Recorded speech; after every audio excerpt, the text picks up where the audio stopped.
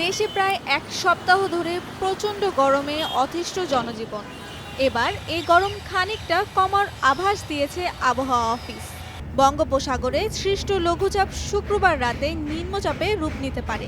এর প্রভাবে দেশ জুড়ে বৃষ্টি হতে পারে, কমতে পারে গরম, এমনটাই আবহাওয়া অধিদপ্তরের পূর্বাভাস। এদিকে লঘুচাপের কারণে দেশের সমুদ্র বন্দরগুলোতে ৩ নম্বর স্থানীয় সতর্ক সংকেত দিয়েছে আবহাওয়া অফিস। নদী বন্দরগুলোতে দেওয়া হয়েছে ১ নম্বর সংকেত। ১৩ সেপ্টেম্বর রংপুর, রাজশাহী, ময়মনসিংহ, ঢাকা, খুলনা, বরিশাল, চট্টগ্রাম ও সিলেট বিভাগের অধিকাংশ জায়গায় অস্থায়ীভাবে দমকা হাওয়া সহ হালকা থেকে মাঝারি ধরনের বৃষ্টি বা বজ্রসহ বৃষ্টি হতে পারে।